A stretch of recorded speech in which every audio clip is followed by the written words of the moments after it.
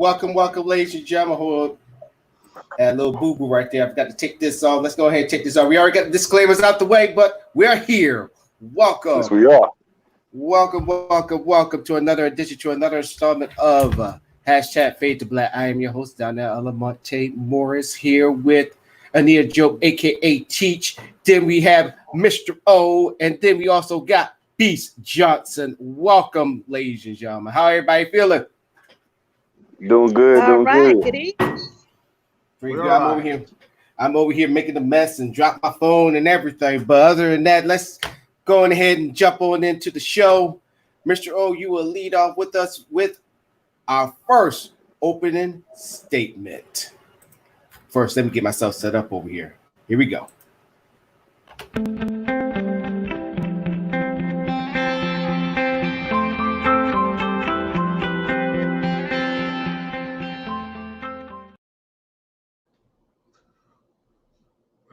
Good evening.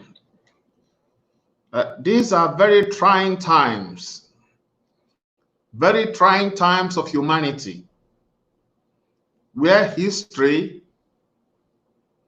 is taking place. I wish that we blacks will not be used as bullets. No. Let them kill themselves. Those who will survive should be us. Let them kill themselves for us. But we must control and administer our anger so that we do not fall with them. Black people are despised all over the world, unjustly, all over the planet, in Asia, in Europe, in Americas. But when we look at the history of the Jews, as we can read in the Psalms, our haters, or they repent, or they should fall by their own sword, while we look on. That is why I say, no matter how angry we are, we must control and administer our anger, because that is the way we shall be victorious. Thank you. That's all I have to say.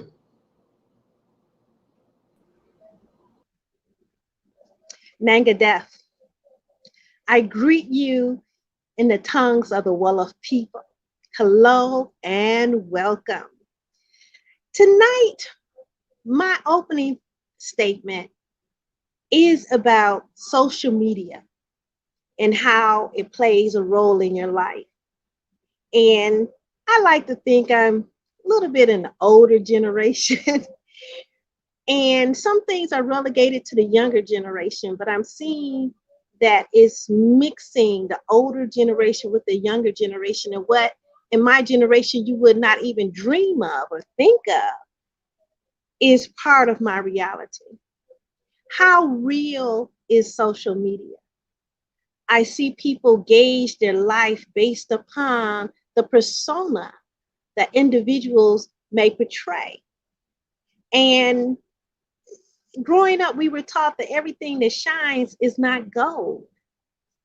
But if it shows up on social media, one is true, two is super true, and three is super, super, super true. But how do we show up in our lives? How do we show up in reality? That's what makes the difference. Social media, you can sit and engineer a personality that's likable to the world. But in real life, are you likable? In real life, are you a real activist? Are you a real social organizer? Or are you what they call in today's terms, a keyboard warrior? Let us explore this topic a little more.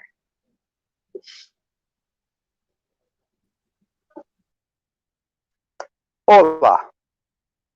Imane wado. Watashi no Nihongo hanashimasu. Now, I just spoke 3 different languages there. Hola was Spanish, meaning hello.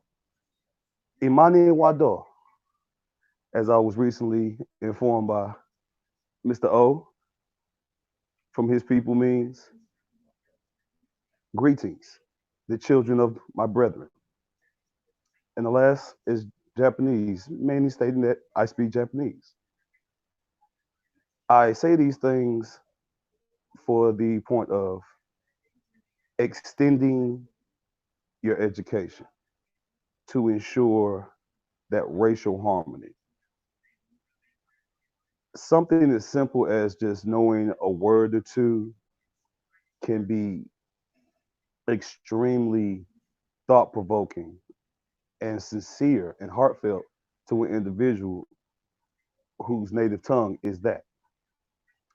Oftentimes, the barrier of language causes a lot of unneeded, misunderstood, misperceived ignorance and insecurities.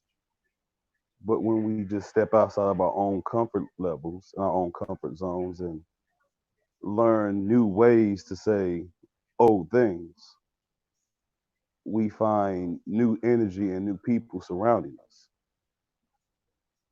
That change, that inevitable change occurs, but it occurs in a positive, gradual, subtle way. You don't see the change happen, but you see the benefits of it from the way people interact with you, from the way you interact with society in whole. So, in short, don't be scared to learn a new language, learn a new thing. We're all ignorant. There's something that I know that someone else doesn't know, and vice versa. But refusing to seek more knowledge truly makes you ignorant. And that type of ignorance is a hindrance and danger to the rest of humanity. So educate yourself. Learn to love yourself and learn to love others. That's my opening statement. Then there was me. Hold on, let me get this fixed. Shine on this nice, beautiful face. Other than that, ladies and gentlemen, once again, welcome to the show. First of all, since everybody want to say hello and hi and in different type of languages, I'm just gonna be like this. What's up? How y'all doing? How you doing? Yeah, I just said that. Hopefully everybody's doing good. So my opening statement is this, and it's gonna be a shocker, because this whole entire show I'm going to let a lot go. So I'm gonna start off with a bang. I don't believe in the NWO. And no, I'm not talking about pro wrestling. I don't believe there's a deep state. I don't believe there's Illuminati. Shocker, huh? I'll tell you why. It's like somebody from the outside telling me more about my job when I do it every day. What I do every day, what I eat, sleep, breathe, and all that stuff. The reason why I don't believe in this, because this is why this country, this world is in the position that it's in. We keep believing conspiracy theories. Conspiracy theories that we just sit down, we just wait till eventually it happens. It's like that. It's like the peanut gallery who's sitting there saying you're not going to be able to do it. Eventually you're going to fall. And then when you eventually fall, they're the ones that say, see, we told you, you were going to fall, you was going to fall. These are what I see in these conspiracy theories.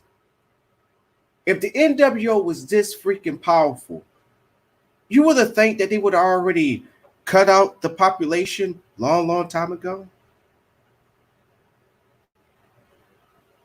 And what's wrong with the group of billionaires and millionaires and politicians hanging out at Bilderberg? I think that's what the place is. Chilling, hanging out. Why should that matter? Why should that care? Why should we care? Oh, because they're powerful people. They get to change the world, do whatever they want. But let me throw this curveball at you. What's stopping us from taking them out of power. But that's for a whole different story. That's for a whole different show. And then for the Illuminati, I'm paraphrasing what Dick Gregory said. I wish I had the video so I can elaborate to go off this point. When he was asked, do you believe in the Illuminati? He literally said this. He said, because he know majority when you hear about the Illuminati, it comes from people that look like us. He literally said, I'm paraphrasing, when black people know more about the Illuminati, they don't know shit. They don't know nothing. It's just like that auntie that just sit there on the step gossiping about what JJ been doing with Leroy and what Latanya was over there doing with Shay Shay. But then when you check them on them, like, is this actually true? Then they get all upset, like, oh, whoa. And then you come to find out they don't know nothing. On the surface, ladies and gentlemen, it sounds great. It sounds good. But when you dig into the surface to understand that is this true or not, that's where it all matters. That's where it all comes to. Don't sit there and just say, oh, well, this source is saying that they're going to do a microchips up in our damn bodies and we're going to get rid of cash and doing a one world currency.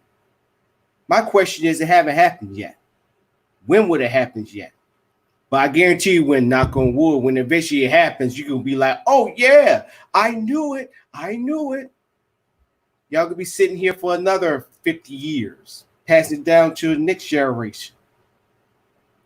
So like I always preach on this show, and we do too here at the same time, do your research, do your due diligence. But now, with that being said, let's get into the main stories on what is a racist.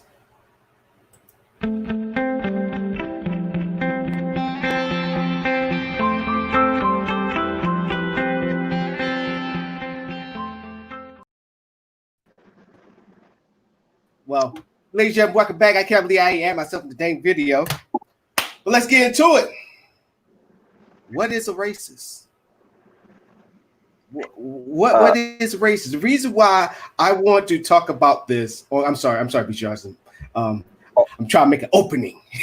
But go ahead. I was gonna say, in my dealings with HR, human resources for different jobs, and having to talk about that subject, the easiest way I could describe racism as any prejudicial thought or belief that has a real world physical means to come to fruition. Meaning everyone's prejudiced. We all have our prejudicial ways about us. But unless we are in a position to where we have favor or certain power over individuals, didn't they extend the time? it could be considered racism. Like I tend to say very racist things or consider racist things in light of levity, but just to be funny and talk shit to people. But I'm not in a position where if I truly believe that white people are evil and indicative of a degenerate gene, I'm not in a position where I can look at a white person and screw their life up just because they're white. I don't have control over their finances, over their housing, over any facet of their life. So my personal ignorance and insecurities cannot come to fruition. Now, once I'm in that position, that's when you really start to see the quote unquote racism and racist acts and systemic racism pop up, because it's a position where you can actually say these individuals that I don't like based off these stereotypes or issues, I will now go out of my way and use every power afforded to me to make sure that they cannot have a standard of life that is considered bare minimum. All right. So let me go ahead and jump on in. on words of like raising your hands, and everybody y'all can join in too. So I'm gonna make it easier for y'all too. So for my panel first, if you believe that you just being called a racist make you a racist, like for example, if somebody of a different race call you a racist, does that make you racist? Raise your hand if you believe so. Now, is that spoken from the individual being claimed as the racist or the person making the claim? The person that's making the claim. So let's say if I'm a white person and I say that you're the racist, does that make you a racist? Yes. Raise your hand. I would say no. Absolutely not. Just because a person says that you are, one, if you have not demonstrated it, if you have not practiced it, if you are not knee deep in it, just because they say you are does not mean that you are. And it's just like, for me, it's just like a person bring you a message you don't like, and you want to shoot the messenger. The messenger is just a third party, just transmitting what was given to them to give to you. But because you are not in front of the person that sent the message, only the person that delivered the message, the anger goes out to the person that delivers the message. And like Beast Johnston said, a racist is, if we're talking about a person, it's a deliberate act. It is a premeditated act upon another person for whatever reason, to deny entry, access, to deny and put a person at a disadvantage.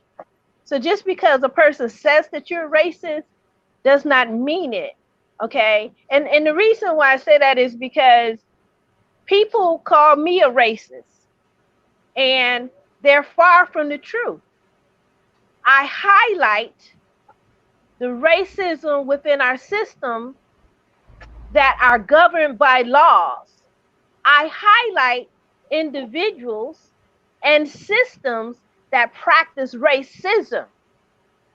But I, Anita, I am not a racist. I don't practice racism. I don't hate anybody. I recognize the game, and I prepare myself and anyone who would listen on how to play the game to your advantage. So if you're not engaging in that activity, no, you are not. All right, Mr. O, you got anything to add? Yes, yes. Racism is a judgment based on identity. In this case, identity based on ethnicity or color of skin.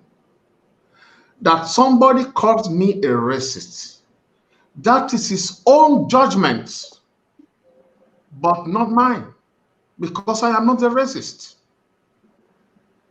But if that person continued to judge me as racist, then possibly that person is racist. Just like I told somebody on Facebook today, a white man, who wanted to silence me. So I told him, look, you cannot silence me because of my color of skin. So racism is judgment based on identity. That's all I have to say now. No. All right. Now, yeah, go ahead, Beast. I agree with both of y'all. The question he was asking is for those that make the claim. Both Teach and Mr. O are exactly right, and referencing to those who have had that claim made upon them. What we're saying is those that make that claim, and it's not just that claim. When someone tries to put a title upon you, it's often done in a form of transference. That's a psychological term. You're taking your own insecurity and putting it on somebody else. Yeah, that's like my dad used to tell me. That is, you use the word as well. insecurity. Exactly. somebody too who accuses all others of being racist himself has a problem of judgment. Exactly. Exactly. So, Like my father would tell me, if you, it's not what you get called, it's what you answer to. And yes, when somebody gets mad, they're getting mad because A, you called them something or you said something to them that either they knew within themselves and they were hoping nobody else knew. They didn't know yeah, within themselves and now they know. But it has something to do. They got mad because they associated and attached themselves personally to whatever it was. I get called nigga every day. Since 1984, January 31st and 9:45, I've been called a nigga. And it's currently 2020. I'm going to keep being called a nigga, but I don't answer to it every single time. I know, and I use my ear and my intelligence to know when a person is being facetious or being condescending or being racist with their term. that's the And same that thing in goes for my own Argentina. people. I The snap on the same, black person for calling me a nigga just as quick as I will any other race, because it's just like not the in word. Exactly, it's not about what you say. If you're saying it in a negative fashion, I know you're saying it in a negative fashion, I will check you on that. All right, But so if I'm here, not a nigga, I don't just care. like in Argentina, negro. Negro is used a La lot in Argentina. negra. Yeah, la La negra, negra. negro. It depends Mm. upon the said. Look, I have many white friends who call their children negro because it has black hair. But why? And negro in Argentina also is somebody who is loved, not necessarily a discriminatory thing. But Afro-Argentines take it as racism. This is their problem. The people who love me most in this country, they call me negro. And they are the one that when I fall, they come for me. They lift me up. Well, the difference that I see in what you just said is that regionally words have different meanings. In Yes. America, negro is a racialized term. It Yeah, is not a in derogatory Argentina, term. But not Latin negro in America. Spanish, yeah, negro in Spanish means black. So black is Yes. black. So Yeah. if they call their people black because they have black hair and it's not racialized, it's just simply they call it with black hair. So in a If the way that's person is really strong, is not a comparison because it's not a racialized term. even when a white man is strong, they said it's negro because he's strong. I will also add negro to them is nigger to us. Like Yeah. negro might have the same systemic Yeah. hurtful bigotry that nigger has to the American black. Right. So like, and they Well, might be I would raised go like to the South. same way we was raised. So I take that into account as well. all right, go ahead, That teach. might be a Because factor. I would compare nigger to kafir in South Africa. Kafir is similar to nigger in America, and it is a racialized Teach term. kind of. yeah, So yes, when you go into different regions, terms mean different. They may not yes, even have the same meaning in different yes, areas. but in South In South America, Africa, that is a racialized term. yes. In So, fact, Hispanic America, in Hispanic America, is different. Even husbands and wives, they call themselves negro and negra. It's somebody you love. That that is it. That is how it is here. all right, so let me go ahead. Go ahead, Michelle. Go ahead, finish, Michelle. Yes, and then come to a black couple. Then you see the black woman call her husband me negro. Because that means the one that defends me, the one that protects me. Wow. That is how it is in South America. So let me go ahead and interject so we don't get too much far off the track. Yeah. So the reason why I asked that question the way that I did was because now with the environment that's going on here in the States and also in the world abroad, but mainly here, you got. Remember a couple shows ago, I showed that video of the dude sitting there that was from Canada, who literally said that black people can be racist too. And that's why I asked the question the way that I did, because it's getting thrown around like crazy. Even my own people are sitting there saying, yes, we can be racist. And I just want to jump in and just tell them, like, okay, give me an example of how we can be racist. I'm like, until I see us in white or, well, black hoods on horses or back of trucks with our dogs, with our hounds, with tiki torches, going to white people's homes and screaming, shooting at their house, burning down their house, having them run out, lynching them in a tree, or we do cross burning, then you can come back and talk to me. No, that is crime. That is crime. That is not. That is crime. I know black people who are really racist. They hate white people.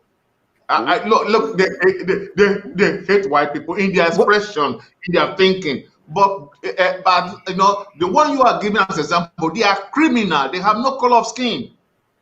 Well, no matter what color they have. Well, they are criminals. They commit crime. That's all. To go and put a fire in them, they do it even between themselves. Mr. O, I wish I had your in your world, because I wish that world was actually for real. Because when they murdered black, back in the day, when those freaking cracker ass crackers, yes, I'm gonna use it, cracker ass crackers. Yes.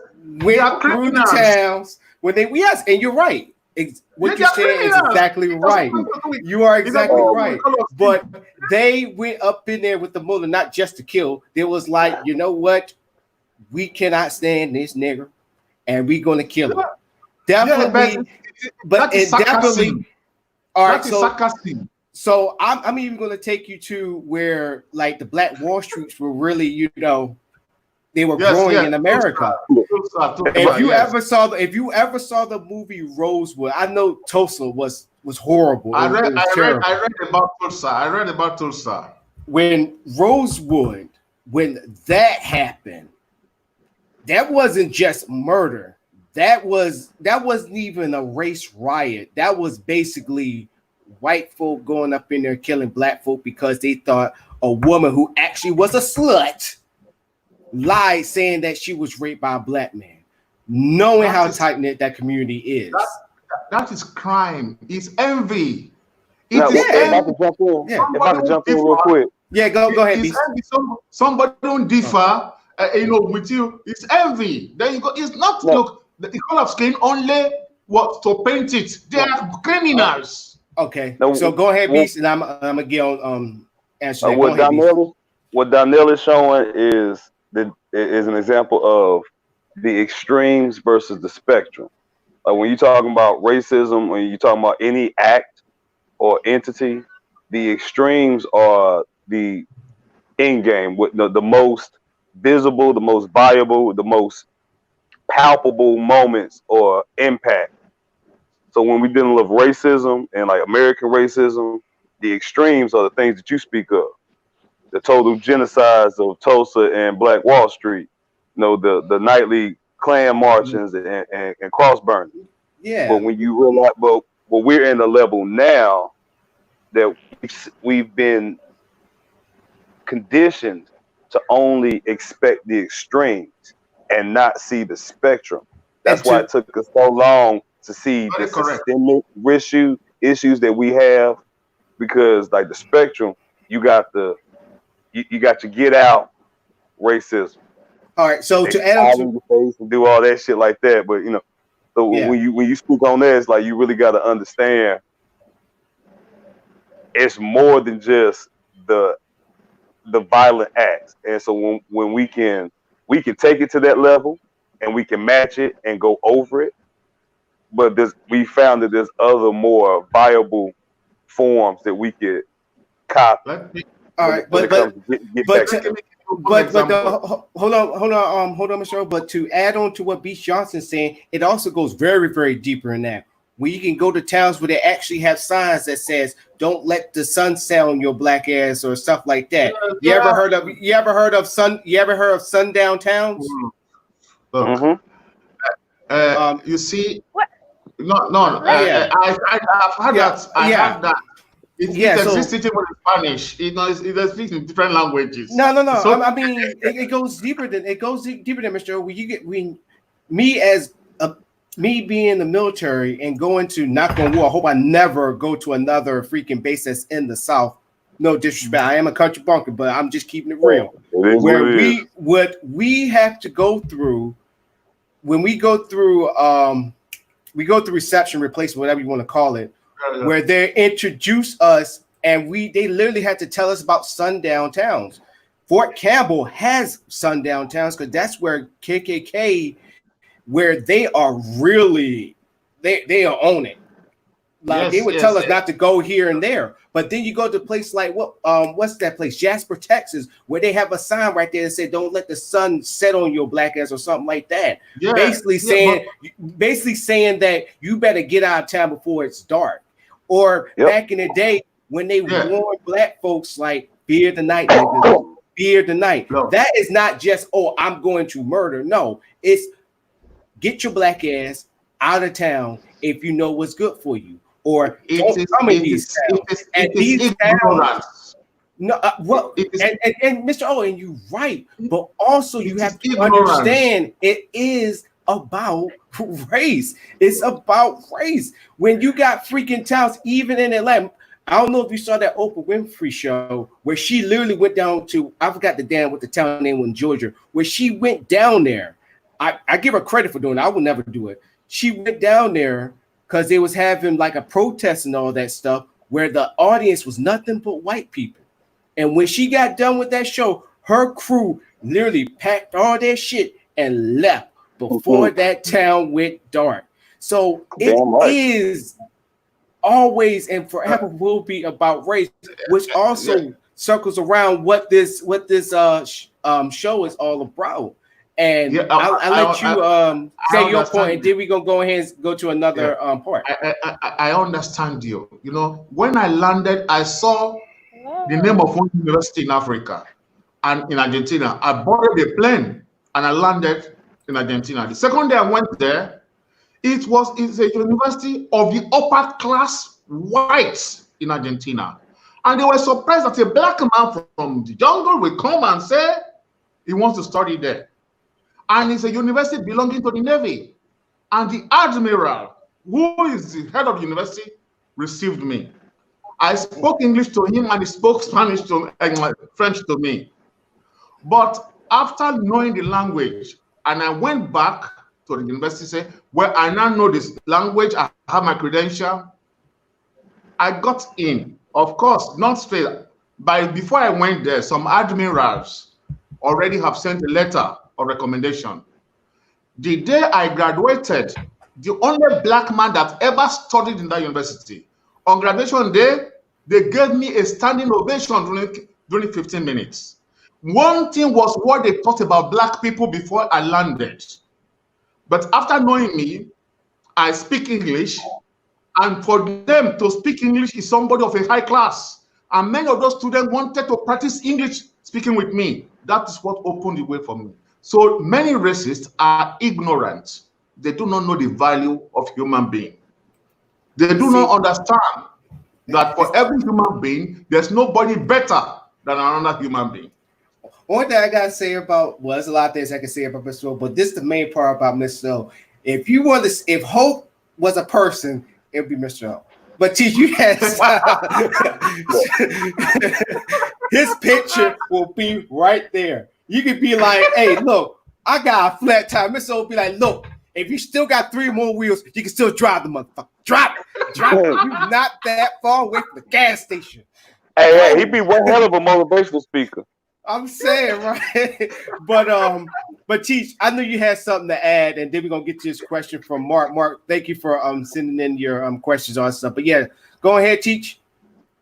Yeah, I just wanted to go back a ways. I've been waiting kind of patiently to come to the point that I forgot what it is I wanted to say. Oh my goodness. Okay. I got it. Okay. You were talking about the extreme of the burning down whole towns, killing people, running people, making them homeless. jobless, businessless, everything. And the thing that I want to emphasize, I said it many times, the KKK had a campaign, and that campaign is called redemption. And if you ever look it up, it will tell you that redemption is to terrorize, to kill, steal, destroy what they consider to be their enemy. And it was mostly projected at Blacks, Jews, and also Catholics. So we weren't the only ones that was victimized, but we're the ones that they mostly victimized. I think they spent so much time on us that any other race. I just haven't heard about the others. Threat. Okay. We're the greatest and threat. the thing is, yeah, and the thing to remember is that it is not haphazard, and it's not even hatred. For them, it's a mode of survival. I will reiterate the 4 reasons why the Europeans left Europe. 1, because they were given to sickness and disease that was killing off masses of people. The bubonic plague, the black plague, the yellow plague, all these plagues, okay? Sickness and disease was taking down their numbers. Number 2, their land was not producing enough food to feed them. They were dying of starvation. Number 3, they had low fertility rates. They could not multiply as fast as sickness and disease and starvation. And number 4, war. They were warmongers. They fought amongst themselves and killed each other up. So they were looking at their race mortality. If they continued in that same fashion, they were seeing their extinction. So they had to change and go out into the world and see how other people live. And they had to create an inferiority complex for other people to dominate. Once they attach themselves to them as the parasite on the host, then they could survive. All of this comes from survival. Which, if everybody can see the comment. I'm sorry. Survival is survival is the first law. Survival is the first law of, what is it? Come on, help me out. Survival is the first law of nature. Yeah. So they were looking at how to survive. And I said at this day and age, they have, as a race, they have learned how to survive. They have mastered how to survive. So therefore, at this point, they should really take a restock of their main and primary motivation to understand that they have mastered life. They're living. They're not going to be extinct. They may still not have the highest numbers in terms of population, but they have survived. They have mastered it. So now they should learn diversity. They don't have to kill their neighbor in order for them to survive. They can work alongside their neighbor and still have survival. It's all about survival. And I was about to add on, once they got into the once they started realizing, like, oh, this, like, black people, oh snap, they started to living. That's when racism kicked in. That's when, remember the 40 acres and the mule? We still looking for that 40 acres. I'm still looking for that mule. No. They gave us 40 acres. Europe, look, that have been war that's Europe for thousands of years. All right, go ahead, Mr. Europe, the whole of Europe, the whole of Asia, they have not known peace for 5,000 years.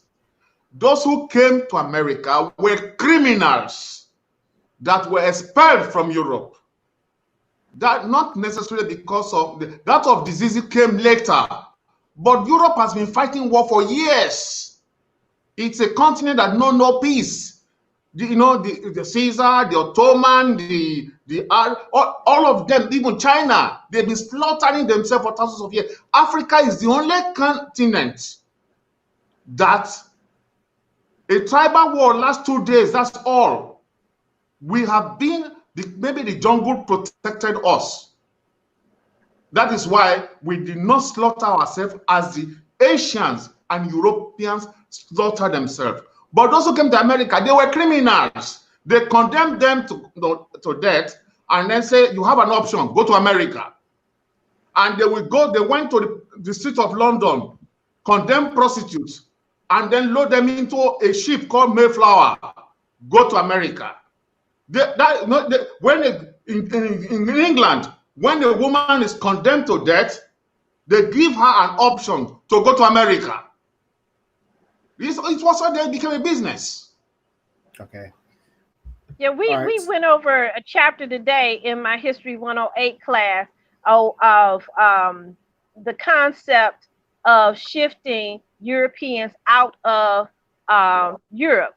And it was because they claimed the reason was because it was too many people. So yes, let's get rid of our undesirables. Not only did they get rid of them, they also kidnapped individuals from England and other European countries and shipped them off to the Americas. So that still goes back into what I said in terms of their land not being able to give them all that they needed to survive as a people.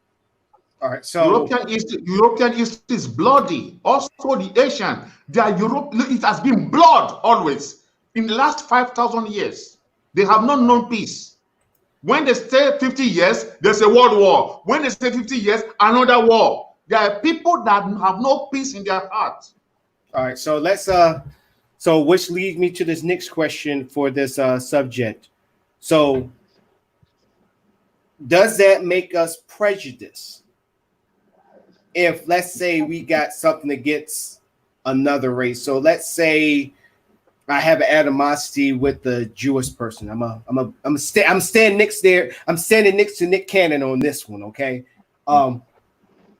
does that make me just prejudiced, knowing that I have not committed no racial actions, meaning that I didn't take away their land or kill any of their family, or either, like, I'll put it to you like this, cause any harm? Does that make me prejudiced, or does it make me racist? No, it makes you human. It makes you human with prejudice in your heart. Yes, it is just a feeling. Look, it was just a feeling. Look, I have only 2 elections of women, black or white. But these Latino, Asians, Indians, and others, I'm not attracted to them. No, it's just a personal feeling. I'm not a racist, but I have my taste. I like beautiful women, of course, and that is my taste. And when she's ugly, I don't look at her. I say my own, and I'm not a racist. I mean, I love myself. I love the food I taste. I love the person that hugs me. And if I don't see attraction, I look the other way. To help Mr. O, and to answer your question, I'm just done. because you have, I'm trying to keep it here. Go ahead, Peace. Go ahead, Peace. To answer your question, just because you have prejudiced thoughts does not mean you're a prejudicial person. It's only when you start to embrace those thoughts and let those thoughts linger and stay within your mind and within your heart do you actually become a prejudiced person. Like, as you have, like most rednecks aren't racist; they're just prejudiced old farts. Like they really don't like black people. They don't know why, but their particular prejudicial issue is blacks.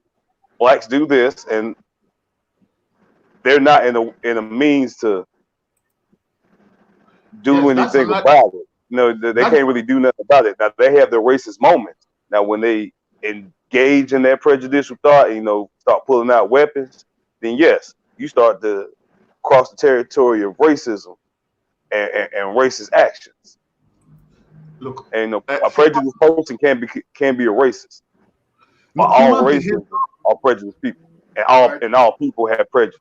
All right, Cheech, go ahead. Hold on, Mr. O. Let's let Cheech get into it. I was just going to say that you can't have a prejudice or a preference for who you personally want to deal with in your own personal space. I myself don't see anything wrong with that.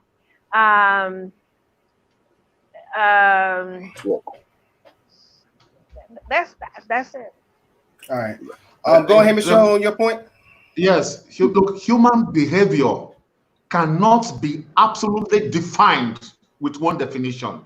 It varies, and it varies with condition. It varies with environment. It has a lot of variables that define a human behavior at a certain time. So we cannot begin to, even racism, prejudice, it is very broad. It is analogical. Right. And I agree with all y'all statements and all that stuff. To get up a subject real quick, I want to go back to this question that Mark. Hopefully Mark is still watching the show. Mark, if you're still watching, please give me a hi or something like that. So yeah, about that eviction. I wouldn't know if anybody tracking on that. I have seen reports of it. I've seen some videos, reports of Africans in that area, and it correlates to what Mr. O's always preaching about the global issues of blacks and how the corresponding issues parallel each other. You know, we going through our shit over here, and as a result, it kind of feeds into that paranoid prejudice and ignorance. And China is that example right now. Yes. It hurts my soul. It hurts my soul to see what's happening. Very condemnable. But the thing is that it's a communist country where they have been programmed. They themselves are not free. They themselves don't have value for themselves. That is the problem. That is true. Condemnable. But the Chinese, what are they? They cannot drink a cup of water if not allowed. Their actions are condemnable. Their actions are condemnable. The fact that they're a communist nation, the fact that they choose to be a communist nation, I cannot condemn that because the American democracy is flawed. The American democracy is flawed, and sorry for my language, fucked up. So I can't condemn them for their stuff because we jacked up over here. All right. Go ahead, Mr. O. Go ahead, Mr. Yes, they are not free to think. You know, in fact, they even get annoyed when they see a black man come from Africa freely to be in their land when they cannot go out. I mean, they are sick. They are oppressed. And you know what? I think they are oppressed. And when people are oppressed, go ahead, teach. I think when you are indoctrinated with Western views and ideals and you really embrace them, you have mastered the thought of imperialism, imposing your beliefs as the one true only way to do things belief on the rest of the world. To say communism or the way they choose to govern their society, or socialism, the way others may govern their society in America or the West, period. Any system outside of the democratic system is seen as their rival or seen as their evil nemesis. When in fact, those societies function well for those people who practice it. Who are we to say that what they do is wrong? They have looked at ancient African societies and they try to put it through the filter of American imperialism and come up with, well, old or ancient African societies, they weren't socialist, but they were kind of socialist slash communist slash socialist to try to fit modern day Africa. And I think that's probably some of the reasons that Africa is struggling, is because they have not defined their own system.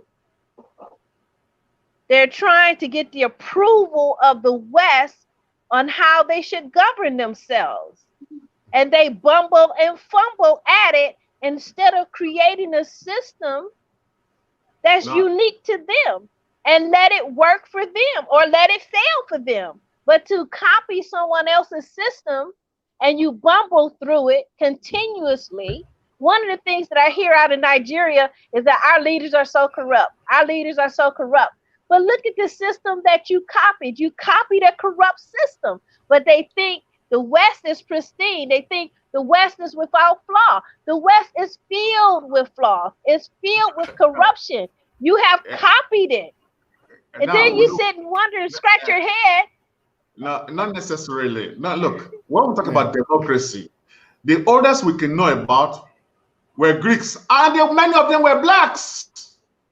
You see, we cannot begin to throw our blame on the others. The Greeks, they were in Egypt, developed in geography, and they were blacks. So when we talk about democracy, it's very old. It's just that the West adopted it, they refined it because, well, with time, that's evolution of time. They're not the problem. But you want to look, the Chinese, nobody goes there. They run out. There's a reason why all want to go to the West. All are looking for visa to go to the West. They develop. Nobody will go to China to become a millionaire. Not even in Russia. But all of them come to the Americas. They don't even stop in Europe anymore. It's America they want to go to. Just the reason why. So to allude, it's funny how this question that Mr. Mark and also hello Rag, what he the story that he put into this ties into the subject. So here's my take on all of this. I think it's a bit of a stretch, Mr. O, when you said that China is what it is because of communism. If they were this bad, America wouldn't be doing trade deals. They wouldn't be making all sorts of allied deals with China.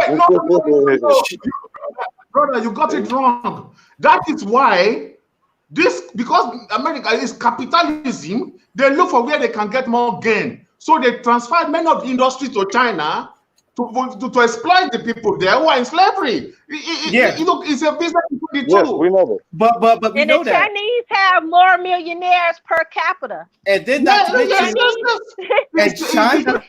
people have more millionaires per capita than any other country in the world. Since they cannot have slaves anymore in America, so they became a business partner with the country that enslaves its own people. That's a different thing altogether. But China is technically now the superpower of the world.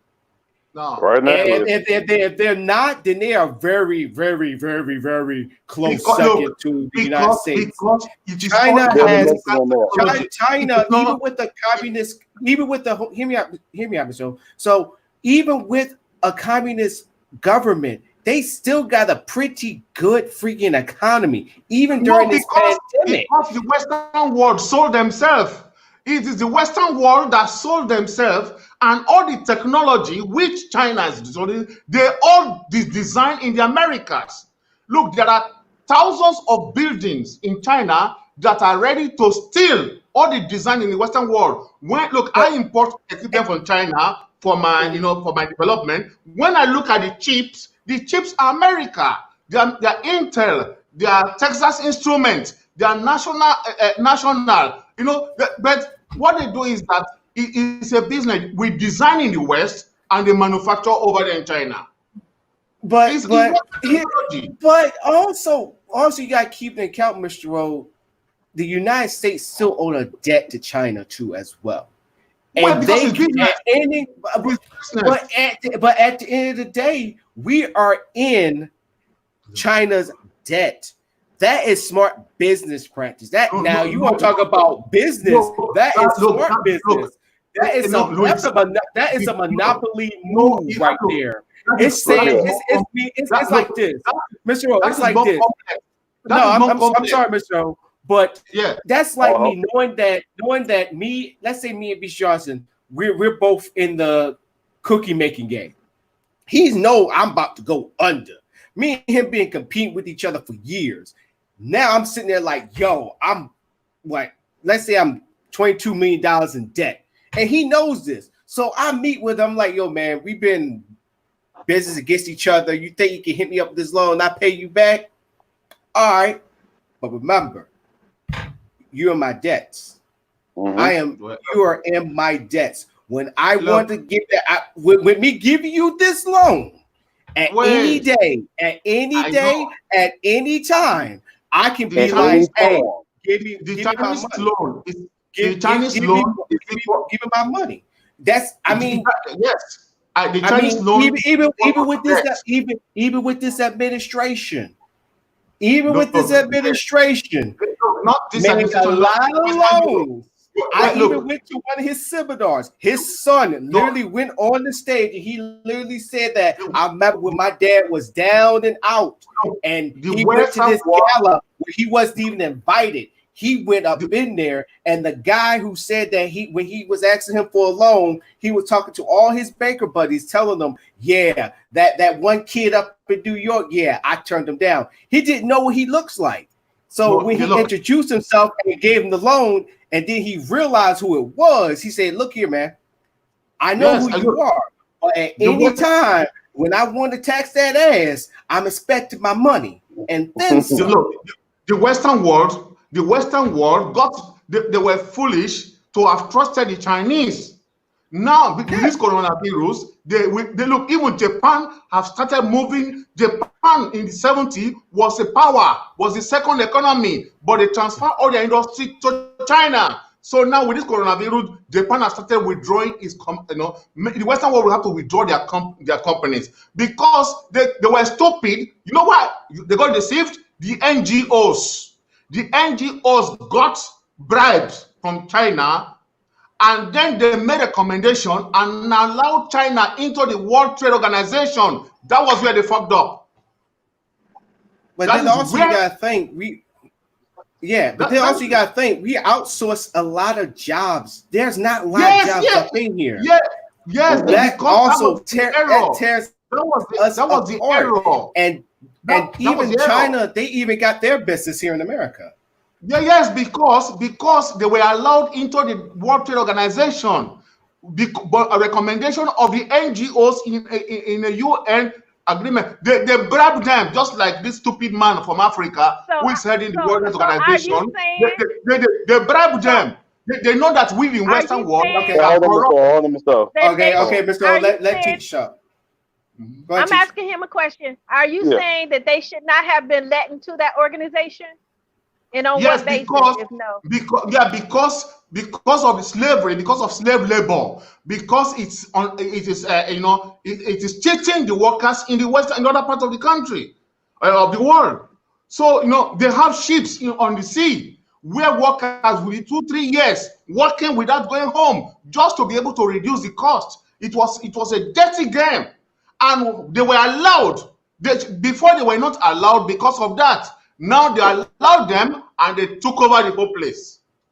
Because of the NGOs. These NGOs of the United Nations. The United Nations become a center of corruption.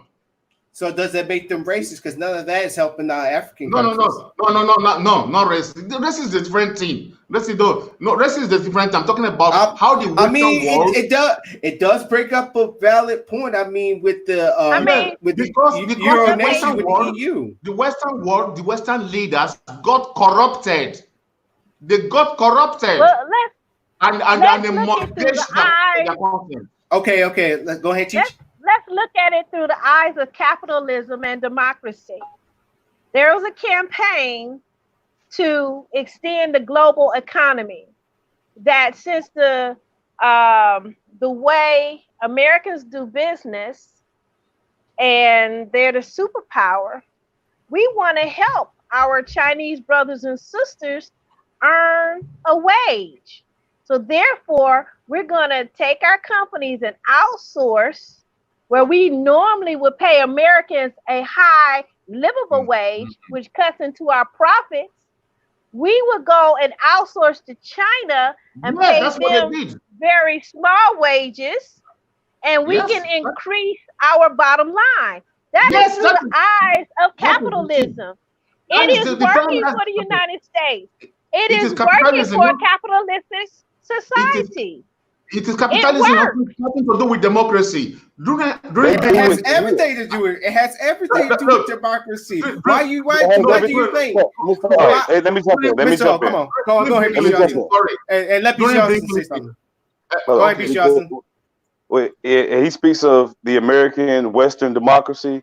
What Teach is speaking on is very true. That's from the outward. That's on the outward aspect of it. Think of that as that's the foreign aspect. When we talk about domestic. Now let me speak on domestic. The same thing happens here. When I was 17, 18, I worked for Arby's.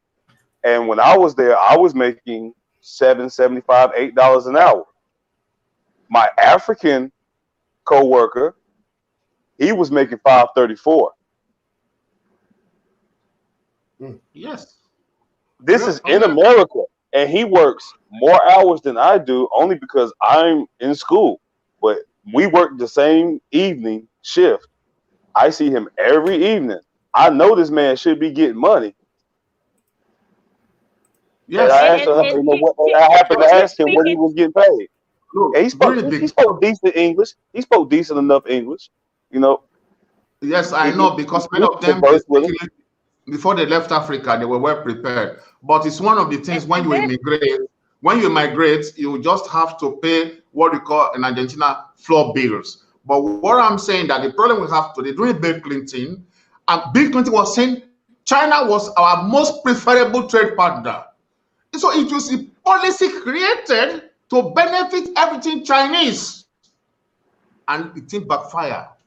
No, it was just the next one up. That wasn't the most. It was the most viable at that moment.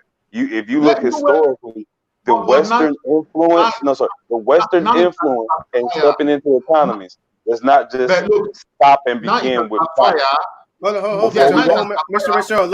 Let me sure some finish this point, and then I'll go to you. Go ahead, Beast.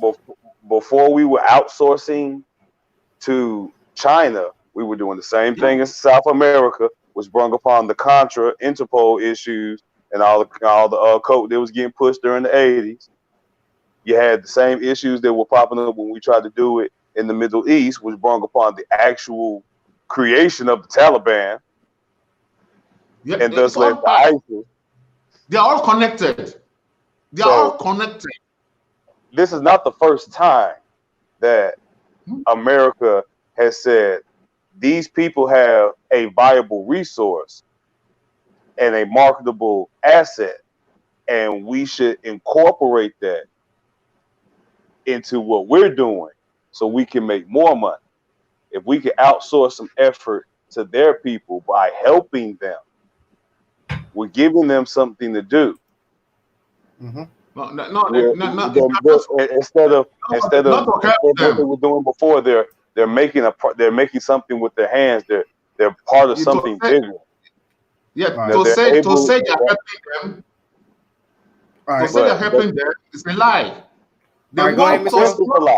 Of course, it's a lie. We all know it's a lie. We are not dejecting you and disagreeing when saying it's a lie. We're just stating that you cannot put all your eggs in the basket of China. This ain't the first time. It ain't gonna be the last.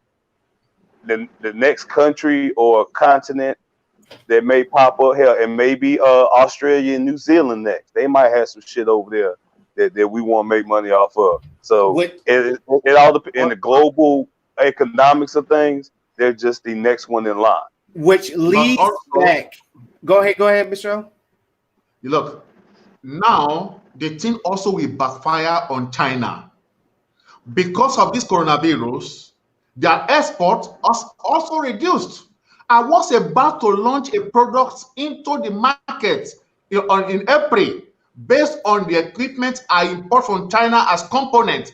Now I cannot do it. So China is losing money because of its own stupidity. Exactly.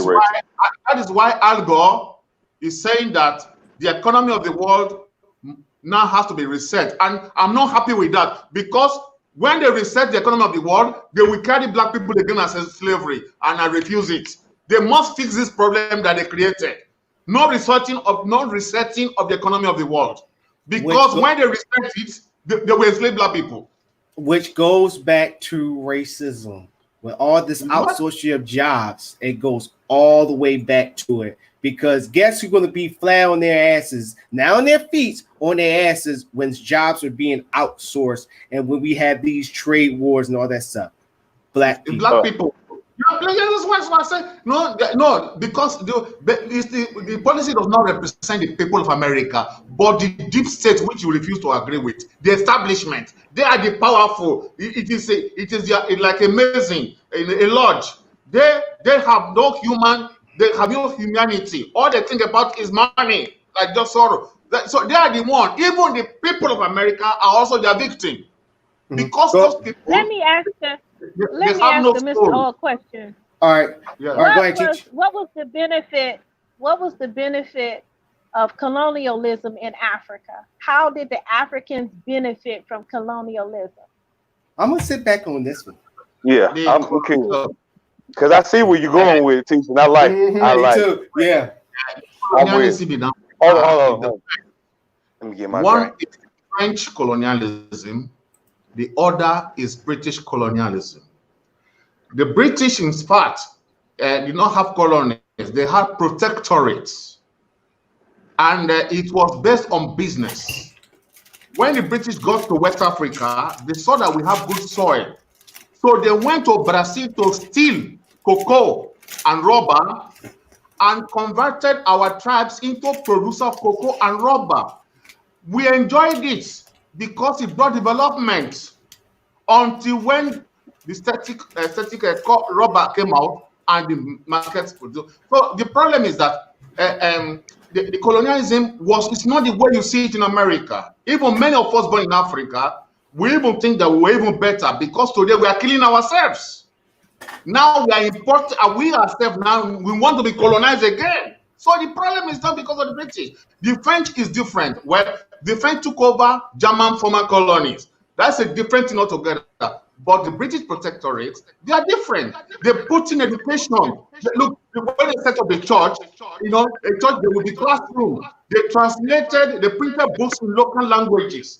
All our heritage of the native religion, they were put into books which we study as vernacular, while at the same time studying English and arithmetic and geometry and all the rest. So they brought education. Look, I say, open YouTube and see Lagos, and you will see the fruit of their presence. It's not the way you see it in America. No, we don't see it. So that's why I say it was a protectorate. That's the British. The Germans, they were terrible human beings. The Belgians were terrible human beings, and the French took over. They even made the people more underdeveloped than when they took over. So it's very complex. Well, now we have the Arabs with their jihad. Where they promote ignorance. They refuse education for women. Well, okay. We open our doors. All right, so teach. Go ahead. So basically, what you're saying is that. To jump in, to respond real quick to the statement, I forgot who popped it up about classism versus racism. Yeah. To Rachel, the initial spark was racism. Where we're at now is transformed into more classism, because the racist structure is affecting all racism now. So all races, but now it's more. I see where they're going with their statement. I just wanted to throw that out there real quick. Well, what were you saying, Teach? I was just clarifying his point that the people, the countries that suffered under or were benefited from colonialism or protectorism from British colonial rule, they saw their country advance. It brought development. They have buildings and some infrastructures. But let me ask you this.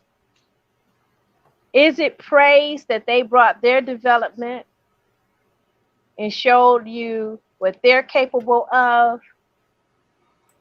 Or could it have somehow shown a light on what you need to do for yourself? No, there's no look.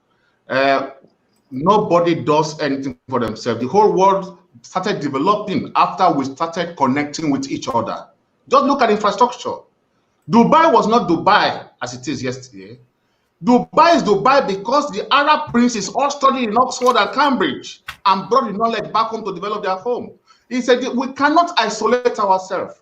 We cannot at all. So it's very complex. You know, it's not. I'm not suggesting that, but what you said, it sounded like you are benefited from being a protectorate. Of course, because you were under somebody else's authority. But as a society, you failed to develop yourself. No, look, let me tell you, you can't look. I said keep short when we talk about that thing. You are based on prejudice. I said go into YouTube, put Lagos. No, wait. I'm asking. Yes, of course, because we were exposed to the world. We are exposed to the world. Now they can hear us. If we are beginning in the jungle, any conqueror comes and we are finished. You know, there is look, we exploited it.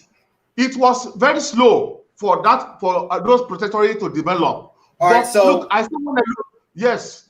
So but when I look at the images coming, I shake my head. Sorry. The other day, at Christmas time, I was watching YouTube. I saw translation of Handel's Hallelujah of the Messiah. The whole completely translated to perfection. Look, I shook my head to my language, not in English. We are connected with the world. Okay, so my question is to help out everybody and for me. So this is why I asked this question. So and this goes out to you, Mr. O, and to Teach. So coming from the question that Teach just asked, is it better that Africa was under the rule of colonialism or after? Do you think? No, Africa was just not up to 200 years of colonialism. You know, the British got to Nigeria in 1863. So in 100 years, they already started giving independence. And then later on, the world changed because not only us, they were in India also, they were in China, they were in Japan.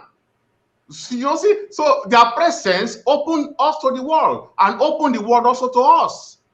So that's why we have to move forward. And today, I'm seeing the development going on. And not only us, even the Arabs too are benefiting from the European presence.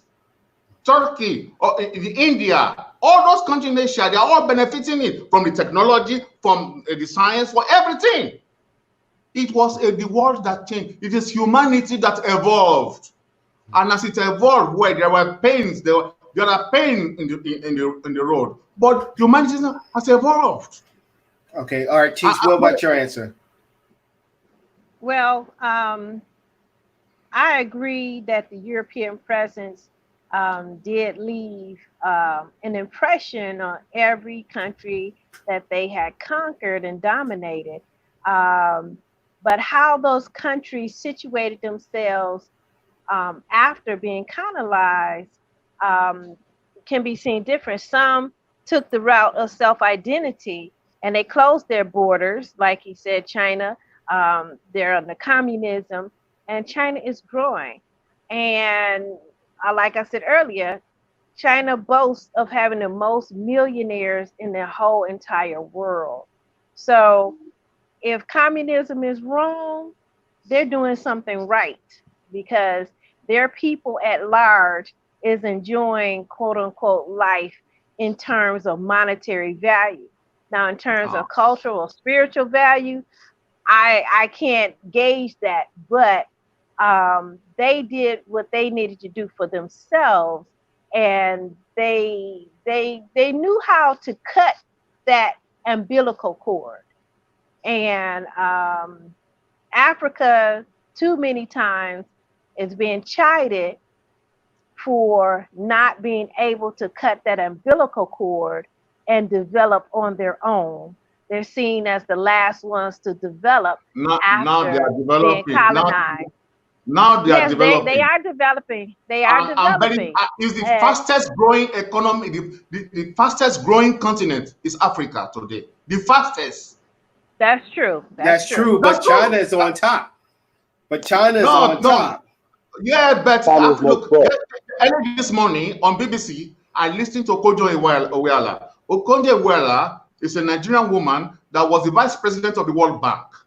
They were confronting her about this coronavirus and everything, and she gave the explanation of how African scientists are getting, how those countries gather together to add ideas together, put money together to buy equipment and begin to distribute in population. I was shocked. I was happy. I went on Facebook and paid homage to her.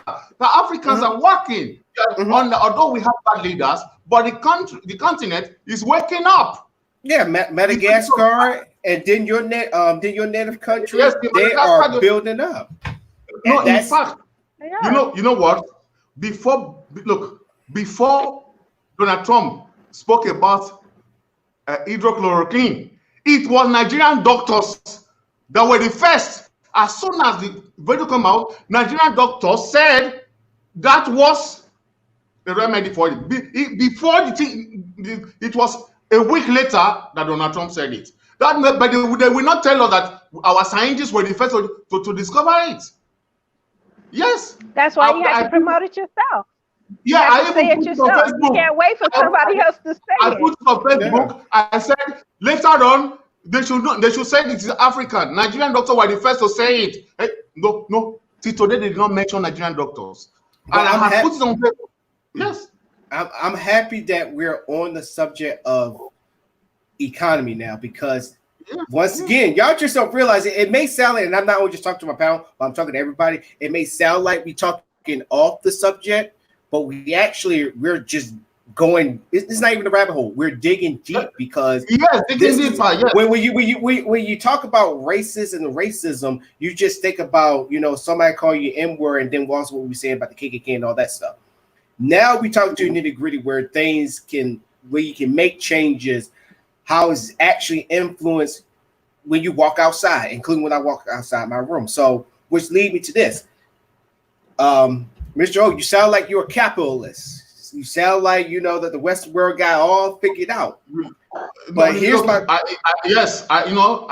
refuse that somebody should limit me to my own ambition. So I'm ambitious.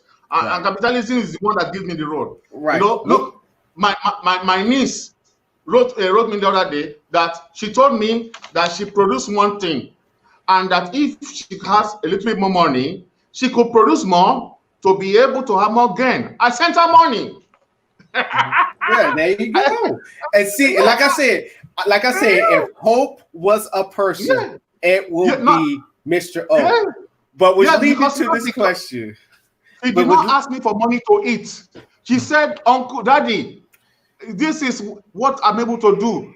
But if I have 10,000 naira, I can produce many of these and start selling them. That's just the capital I need. And I sent her 70,000 naira. Right. So do capitalism? Dang it, Mr. O. We have to compete. We have to compete. We have to produce billionaires. Right. which you are true, which was Mark, right. So we are in the Western. Even now, I'm programming now. You know what, sir? I'm programming now distant medical attention. You know, for attention, I translate to English, and I'm preparing 2 girls now back home for them to do marketing for me, so that medical doctors can use my own infrastructure to give medical attention to even the people in villages, because they all have mobile phones. That is what I'm working on now. Right. So that's good. So now I want to answer Mark's question. He says, I wonder what would happen if Africa were to stop outsiders from raping the country of its precious minerals and metals and were to control it and regulate it. I have a twofold answer for that. At the current state of mind, if Africa were to take control of its mineral resources, they would be just like Haiti. If you remember, before the Haitian Revolutionary War, before they beat the French, Napoleon and his army, Haiti was the richest island in the Americas. And the Mexico, as I know. And the reason, and their number one crop was sugar cane. And so unilaterally, if you want to see racism in that, you can not see it if you don't want to, or if you want to. The reason why the country of Haiti failed economically is because all of the buyers of the sugar cane and all of the various countries in Europe, they decided that since the French were no longer in control of the Haitian island, that unilaterally they put them out of the market. They would not buy from them. That is true. That is true. And they will do the same thing with China. Wait and see. They will do the same thing with China. Wait and see. They will do the same thing. Let her finish. Go ahead, teacher. Yeah. They would do the same thing to Africa if Africa does not wisen up. In my husband's country of Senegal, they had discovered gold, and they brought in foreigners to mine the gold. And those that had the power, they created a very bad contract in my eyes for Senegal. And this is the part that they need to learn, the art of negotiation. The agreement was that the foreign company would come in and mine the gold. They would give Senegal 10% and they walk away with 90%. And the reason why they felt justified in that particular contract was because the people of Senegal did not have the skills in mining gold. Well, Anita, if I would have written that contract, it would have been more like 50-50 in the beginning, and on a sliding scale to in the next 10 years, part of the contract would be to train my people how to mine gold, sell gold, every process there is to know about gold, that within 10 years, we would edge all of the foreigners out, that only those of Senegalese national would be able to work in those gold mines. So they brought in their own workers. They brought in, everything foreign. And so the people of Senegal, they don't get to work in the gold mine. So that's no immediate economy. And 10% to the government, that's nothing. I will explain to you why. Look, Senegal is a francophone country. The way the French, even till today, the money in Senegal is stored in France.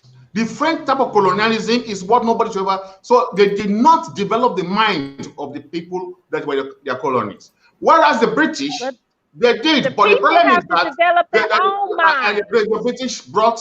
When you have the mineral and you don't have the technology to dig it, it is useless. So they brought in technology where they invested billions of dollars. As for gold, the Europeans did not teach us how to make gold. Ghana was Gold Coast, and the Mansa Musa of Mali was the richest man ever. They were mining gold in Mali, and when he converted to Islam and went to Mecca, he was distributing gold coins on the road to Egypt and to Saudi Arabia. That for 5 years after his visit, the currency of Saudi Arabia and Egypt were devalued. We know about gold thousands of years behind, even iron mining. So, that's why I say it is because of French colonialism. The French, when you visit a French former colony, I was 6 months in Chad Republic. But the French have them there, and they agreed.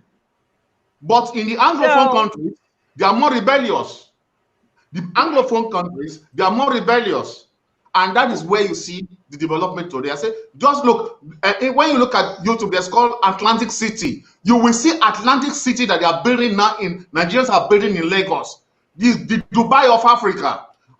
The young generation are waking up and they are doing it. And they're learning how to negotiate. Yes.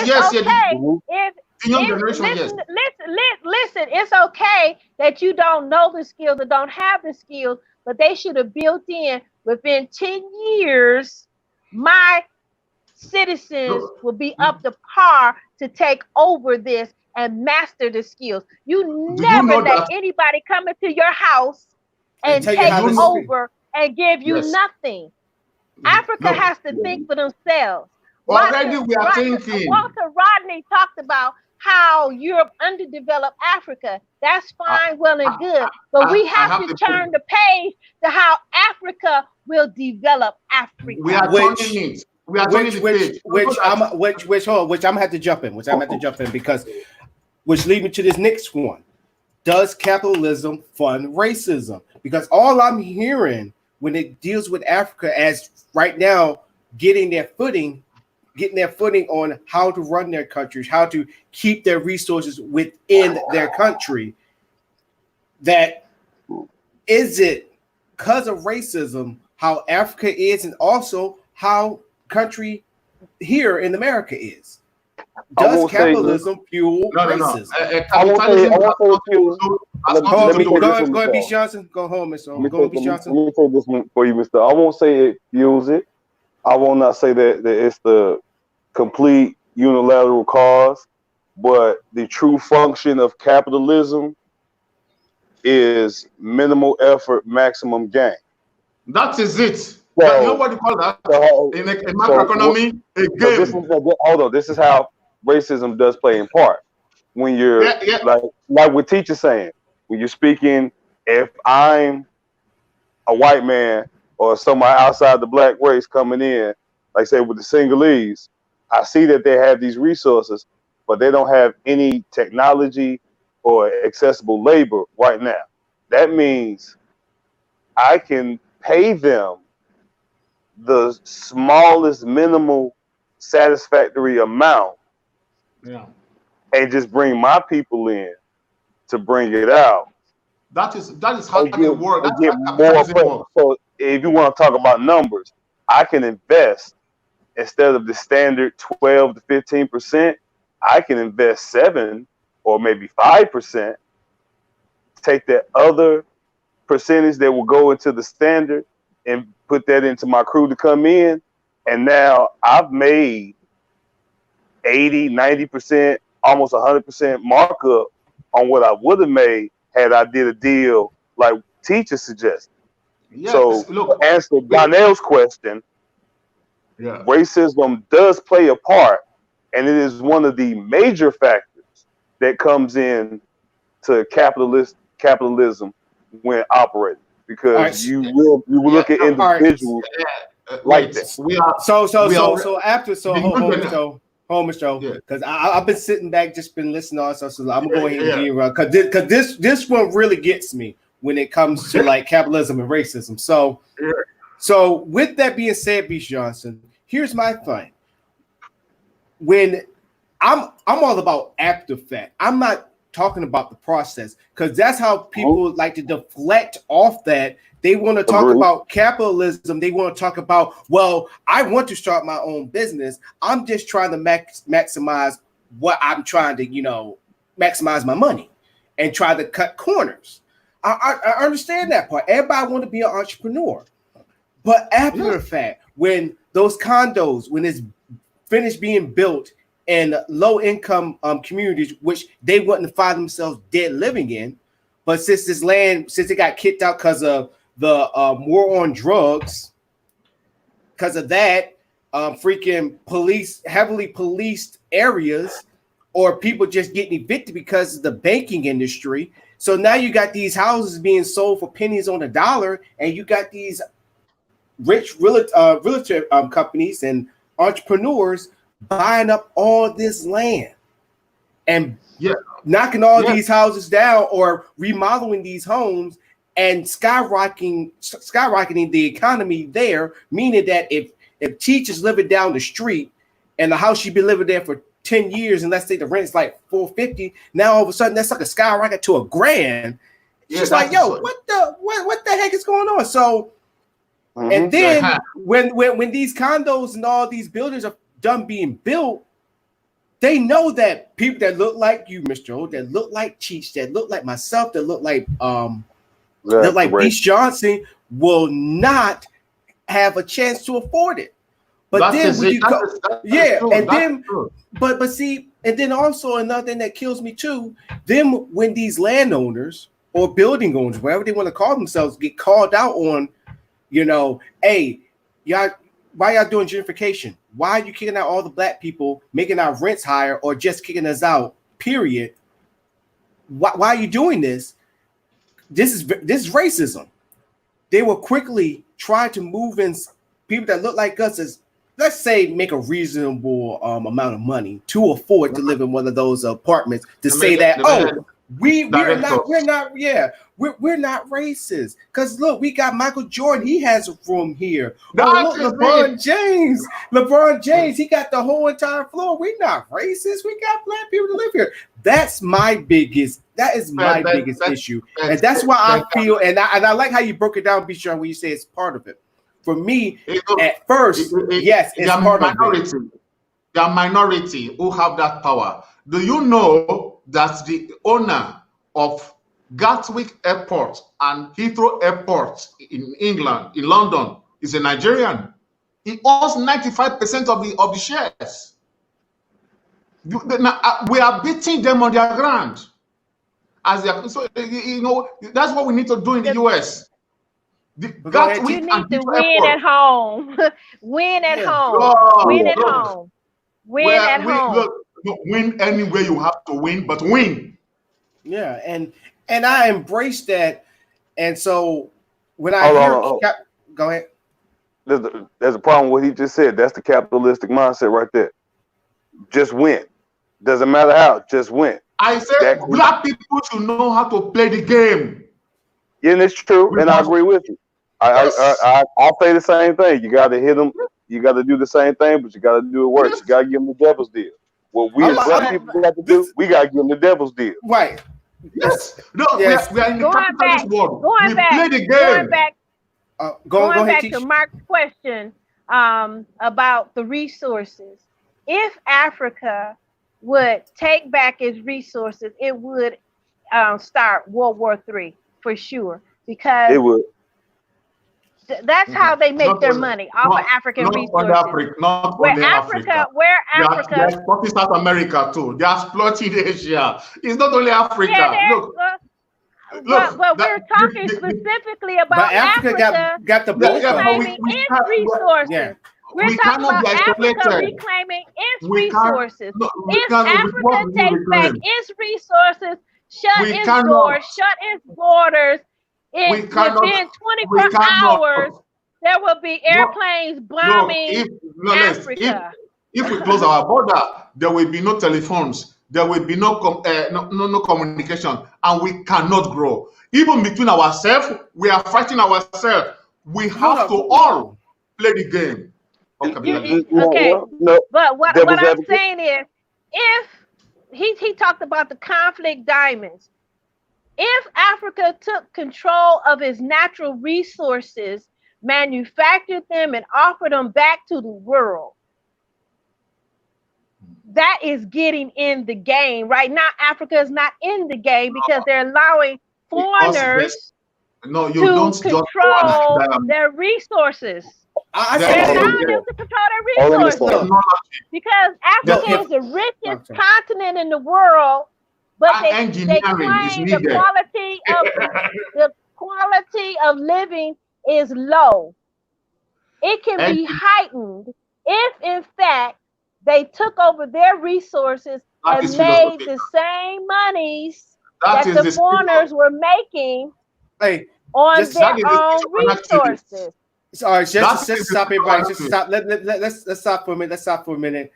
Because I never had issues with my connection and all that stuff. I don't know if it's happening on your end, but it's happening on mine.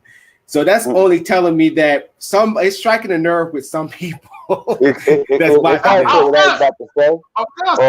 course. To answer Mr. O and to compliment what Ms. Teacher saying, if you want to see it, the greatest example of what would happen is Wakanda forever. The Black Panther shows that one nation said we will seclude ourselves and only focus on us. Whatever resources we have will only be for us, and we will build from there. If Africa took that entire mentality or started with that entire mentality, the Wakanda that we now speak of is a physical manifestation that we will see. All right. Now, no country in the world. No, sir. No country in the world can isolate itself. No country. Not today. There are several nations and several small tribe nations that are completely shut off from the rest of the world. And if you get within striking distance of them, you will not live in those tribes. You will not live in those tribes. And to add on to what Beast Johnson was saying too, Gaddafi was trying to get all the African nations together, where their money was. He was doing what Kennedy was trying to do when he was president. When he was trying to back the dollar with silver. That was Gaddafi's goal, was backing their dollar. Gaddafi was backing it with Gaddafi was trying to get everybody together. No, that is what he said. But he had Africans. No, Gaddafi. But the other African countries that he was talking to, they agree with him. Gaddafi was on the forefront. He went to United Nations. Gaddafi was trying to get all the African nations together. He said, "Look, we need to keep our resources here. We need to all vote as a nation." Gaddafi said that, and then to prove Gaddafi was telling the truth, what happened to him? He got killed. Look, listen to me. Come on, I mean. Gaddafi. No, you don't know Gaddafi. No, you don't know Gaddafi. I know him. For somebody who believes in the deep state, I'm kind of agreeing with you with the deep state. I'm just saying. I mean, that's proof that the deep state really felt like deep state was really just shaking a little bit, like, oh snap, Africa, all the nations are coming together, and you got Gaddafi at the forefront. No, listen to me. Let me tell you about Africa. Give me a brief few minutes. Gaddafi was a bloody liar, a deceiver. I know him from beginning, from when he made it cook. It was Kwame Nkrumah in 1957 during the Ghana Independence Day, and the sister of the Queen of England was there, that Nkrumah came out and gave a powerful speech that it was time to establish the United States of Africa. That day was when the problem of Africa came. And when Nigeria got independent in 1960, by 1962, already many countries were having independence. Then in 1963, they created the Organization of African Unity. 2 years later, coup d'etat all over Africa. It was not Gaddafi. Gaddafi is a small boy. It was Kwame Funded by the Osadefo. French and the Americans. English. Oh, look, the coup d'etat all over Africa. Even Gaddafi came to power with one of those coups. Look, I said that Gaddafi, I know about Gaddafi from the beginning. He wanted an Arab League. He failed. He wanted to merge Egypt and Libya. He failed. After he failed in all those things, it was then he said it's an African. Before, he did not say it. It was an Arab. Then he got some kings from some tribes in Africa, gave them money, and then they crowned him king. Then he said he was king of African kings. And yet in Gaddafi, in Libya, those Africans that were going to Europe, he had them on underground prison where they were being slaughtered one by one. You don't know Gaddafi. I know him. There's one Sudanese boy, Mataba, who used to contact with me. He was trying to sell Gaddafi to me in the 70s. No, it was Kwame Nkrumah that spoke about the United States of Africa in 1967. And later on, Lumumba also was a nationalist. They beheaded him. But Africa, when we created the Organization of African Unity, it was then the powerful were not happy. 2 years later, coup d'etat, military coup in all over. Funded by the Americans and the French. Yes. You know, French and the British. Yes, which is proven by Gaddafi. Gaddafi had all the African nations together. He said, "Let's keep this here in Africa." Look, I follow Gaddafi. Gaddafi said it just a few years before he died. I'm telling you that the Organization of African Unity was the one created in the whole continent, and it was in 1963. It was after that Gaddafi made a coup. It's the same Europeans that put Gaddafi into power, just like they did with Idi Amin. But they guess who killed him? But who killed him? Who? Who killed him? Who killed him? When you're down with the devil, what do you expect? Yes, of course. French and Americans killed. Yes. But yes. Look, because he was donating billions of dollars to MIT, to Harvard, and to Cambridge every year. He's an hypocrite. He was not developing African universities. You know what? He was their business partner. He was buying their weapons. He was buying their weapons. I understand. I understand the history of Gaddafi, but here's the thing: at the end of the day, we have a history. I mean, here's the history. I'm not saying that wasn't true. But here at the end of the day, when you have leaders that actually care about their countries, that want to push them forward, what happens to them? No, because when he became a nationalist after he failed. That's a simple question. What happens to all the people that actually care about their country? Because he could not be trusted. What happens to them? Gaddafi could not be trusted. That's what I'm saying. After he failed between all the Arab countries. What do you mean he failed? What he was trying. I'm sorry, Bijan. Gaddafi did not create the Organization of African Unity. The reason why he didn't. We didn't say he created it. We did not say he created it. What he was trying to do was mobilize and create. I read. I followed it. Mr. O, okay. Don't be deceived. Gaddafi, let her talk. I don't mind you talking over me, but please don't talk over her. Go ahead. What Gaddafi was trying to do was change the monetary system such that each African country would base their currency on the minerals that's in their soil. Doing that would topple the European system, especially America, because America currency was based on the gold that they have in Fort Knox, which they got from Ghana.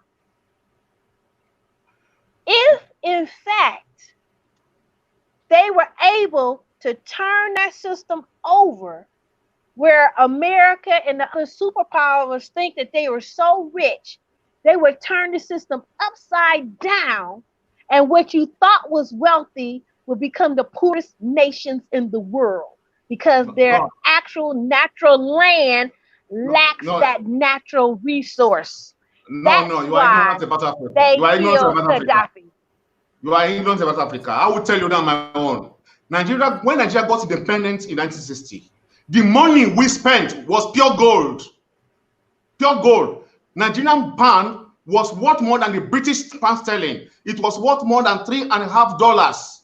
I had it in my hand. When you clean your hair with put like this, it will be shining, pure gold.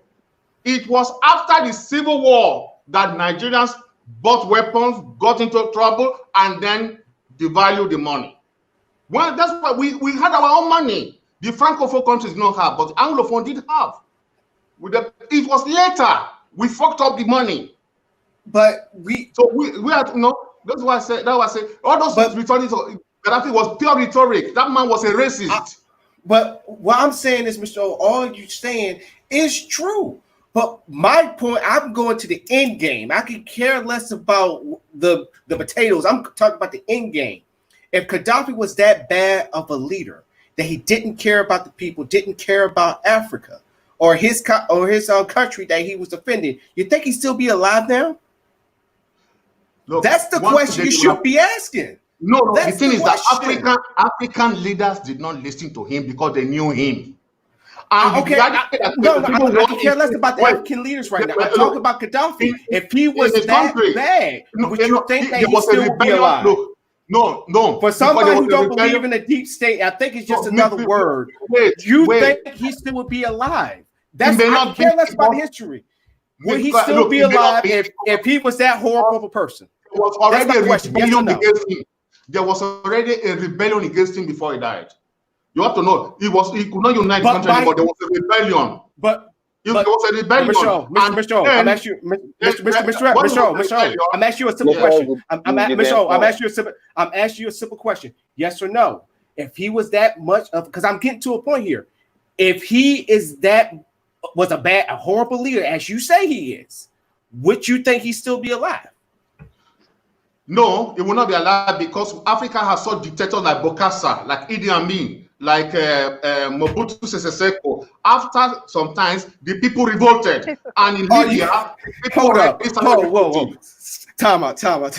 Hold up. There's a lot of horrible leaders right now that's in Africa right now. Yes. And you tell me that Gaddafi, you just gave us a whole timeline on Gaddafi, how he's a horrible, terrible person for the country. And there were other ones. And he literally, and you telling me this one time that since he said that he wants to keep everything in Africa and got with the leaders and said, like, look, we need to go by one nation.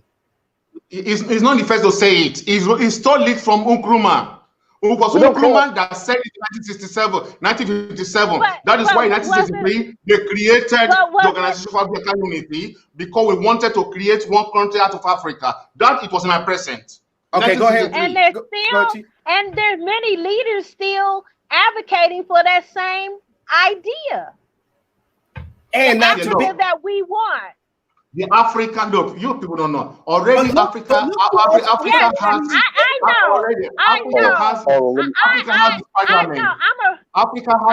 governing body. Africa already has a governing body. To the African Union, and I sit in on the congresses. I've been a member since 2012. This is what we talk about. Okay. Yes, I know. I have friends. Okay, Mr. Calm down. It's not fair for you to try to say that he stole Nkrumah's idea when he aligned himself with Nkrumah and other leaders that are still advocating for that same ideal. That's not correct. That is not correct. He did not align himself with Nkrumah. The dream. That's sharing the dream and sharing the vision and advocating for the Africa that we want. Let her finish. He did not align himself with Nkrumah because Nkrumah already had been overthrown before Gaddafi made his own coup. So it was Nkrumah's idea. Nkrumah was married to an Egyptian woman. Then, together with Nasser, they were talking about this creation of African unity. It was Nkrumah that said United States of Africa in 1967, and in 1963 they created the Organization for African Unity. And who was there at the United Nations to put out that idea? That's the That's The what person I'm getting at. No, It was no, Gaddafi. no. And they're still Gaddafi, working on that same idea right Gaddafi was not now. president. It was Nkrumah who did it. It was No one is displacing That that. was Mr. O. nobody. Mr. O. All right, You need to everybody calm down. Everybody calm down. Go ahead, B. Johnson. This what you need to understand, sir. Because as passionate as you are, you're failing to listen and truly hear what we are all saying, that you are right. But we're not discrediting that man, and we're not saying that Gaddafi is the inventor. We're not pulling the Edison over here. We're not saying that Gaddafi was the man that came up with this idea. We're saying that when it came time to project this notion on a grander scale, he was the individual that was at the right time in the right place and in the position to project that. And as T said, he had already aligned himself with that notion. I had his speech. So, hold on, Michelle. Hold on. Let him go. You keep going back to the fact that he didn't start it. We're not saying that. We're saying that, like Donnell said, when he got time to stand in front of the UN, yeah, and he had his moment, and he took that upon himself, whether it was preordained, premeditated, or off the cuff. He took that moment and he spoke on it. And look what happened. But no. But you know what? The African leaders did. That's why people don't know. Look, I heard the speech when he said it, but the African leaders did not do it then. It was after him that African leaders decided to continue with the project of the same parliament and everything. The Africans don't trust him. They did not trust him. But nobody's saying that you're wrong. We know you say they didn't trust him, but wasn't he the president? He was on the United Nations. He was yes. The first was Nkrumah. The first was Nkrumah. In 2010. Yeah, 2000. I'm talking about 1957. But I'm talking about 2010. That was when he said it. A position that he actually held at the African Union was the president of the African Union. He did not invent it. It's this feeling of African Union have been there. Many of us, we grew up with that notion. He invented it. I said hold on, historically, in 2010, he was the president of the African Union. Yes, because they rotated. They rotated from country to country. Yes, and when it came to his turn, he said he gave the speech. I listened to it. I heard the speech. And if he wasn't qualified, he would not have been appointed to that position. No. There's no qualification. There's a table where it's rotated from country to country. It's not a question of qualification. He was the president of Libya. And it was the time of Libya. I sat in on the meetings, and they vote. Because it goes from north on which country would lead the AU. There is a vote taken. Because of zoning system. And if they don't want you, they will not vote for you. No. Because it is zoned. They zone to the north. They zone it to West Africa, to East Africa, and to South Africa. So it was zoned. It was the zone of North or Africa. Okay. That is why let's nip this in the butt. So, Teach, you are a part of the union, right? The African Union, yes. Teach, I represent the 6th region. Okay, so what is the rules for somebody to just to be a part of it? What are the qualifications? Because I want to nip this in the butt. There are, I don't know, I think I've seen somewhere recently it said it's 55 nation states, I'm not sure, but there are 5 regions: North, South, East, and West, and Central. And then in 2012, the African Union extended its hand to include the 6th region. The 6th region is all Africans born outside of Africa.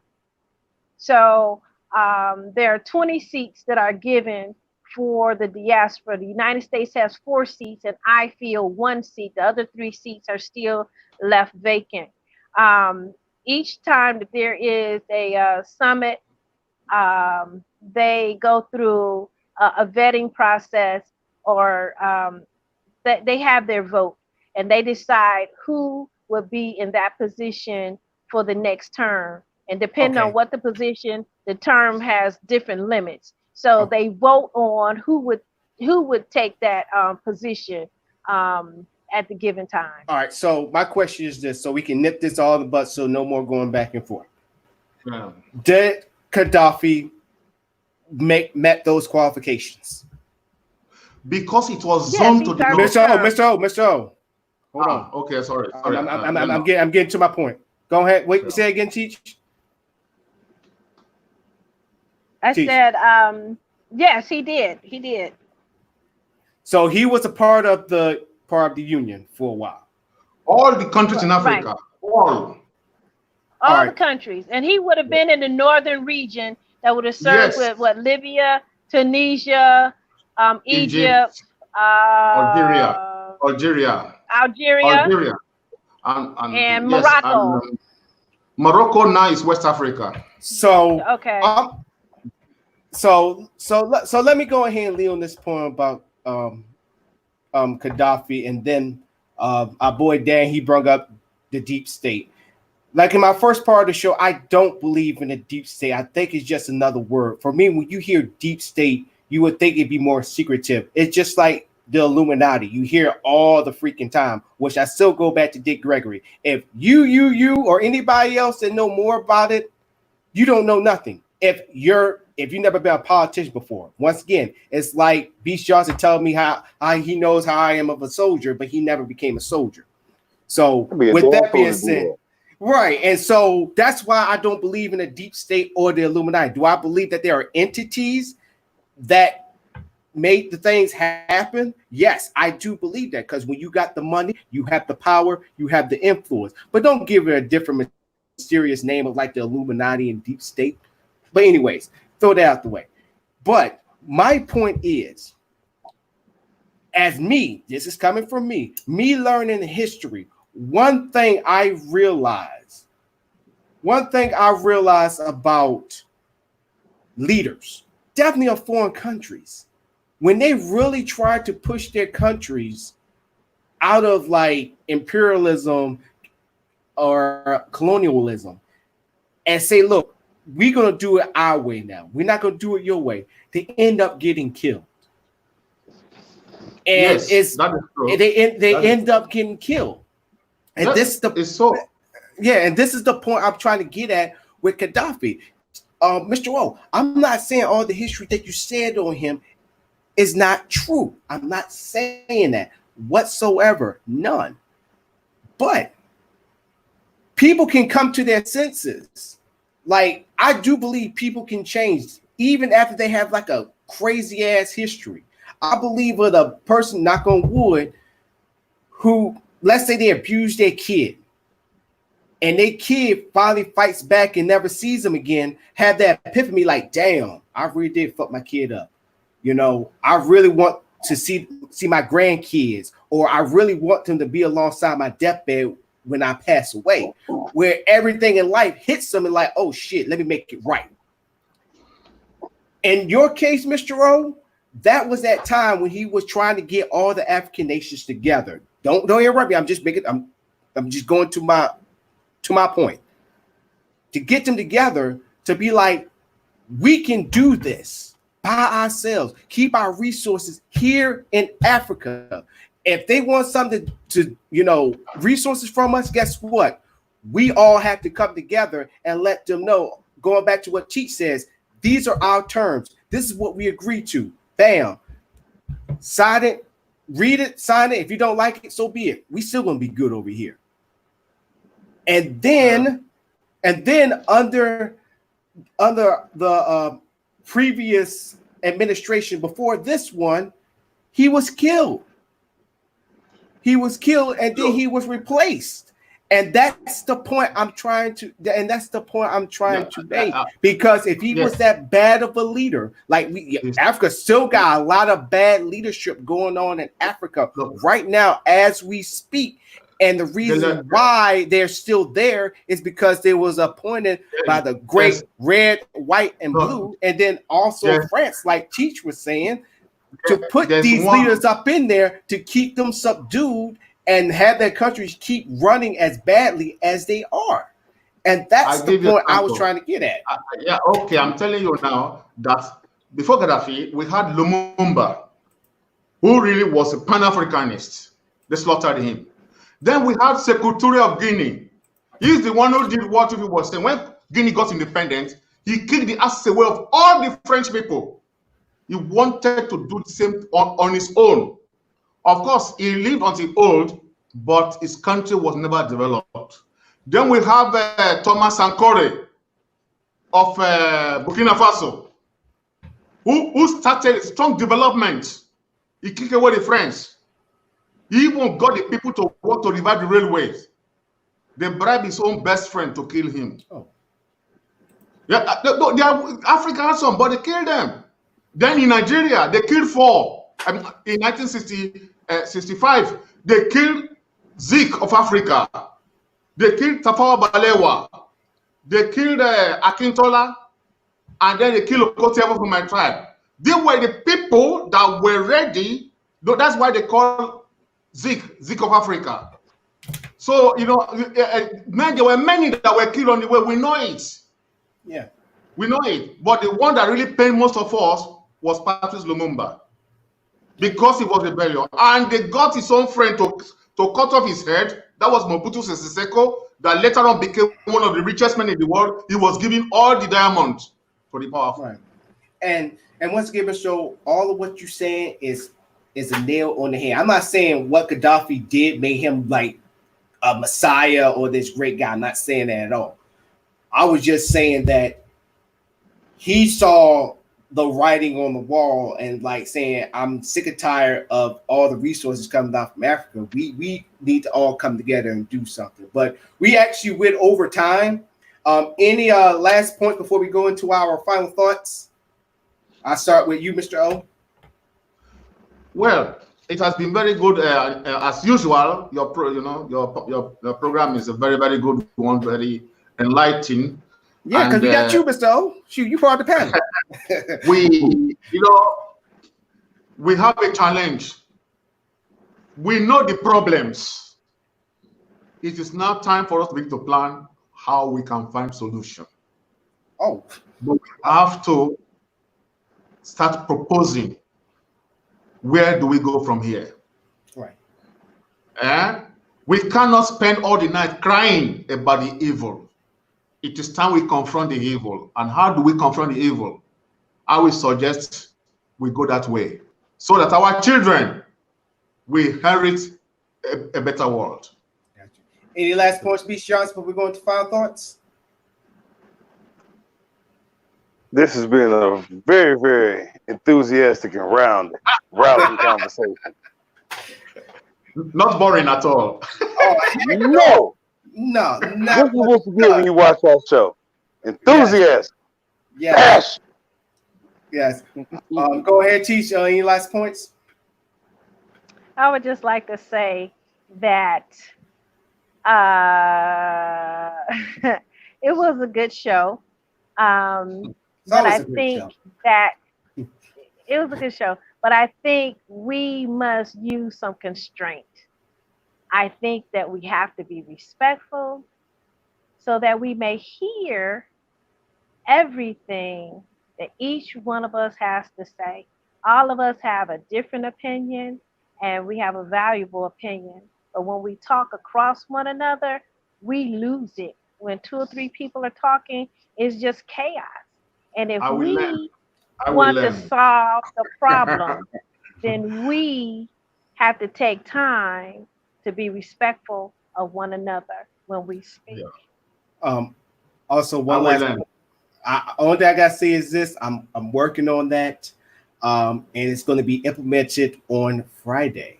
Which Friday we're gonna have a packed house. We got a returning guest and then a special guest, a good friend of mine, Miss Cruz.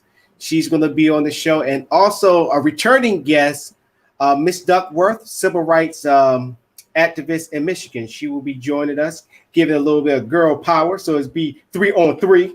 So Teach, you're not going to be alone. You're not going to be the lone one. So good. Speaking of that, let's go ahead and head on to the to final thoughts. And Mr. O, you will be leading us off. Well, Not yet. Not yet. Let's just go ahead and get the caption in.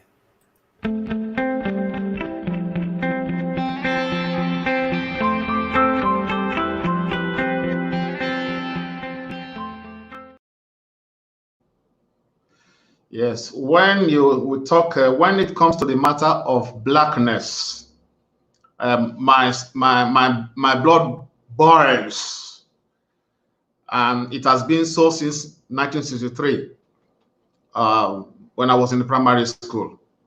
And also, I also admit my part of errors. I will try and improve it, but I will always stand on my point. So congratulations to Almonte. It's a very, very, very good program. I continue to participate. Thanks. For my final thought, it will be to always embrace the change and remember that anyone can change. We've been speaking very aggressively and passionately about Gaddafi, and he was a very interesting individual. I use for comparison Tookie Williams, leader and founder of the Crips. This was one of the most physically dominating and intimidating men out there.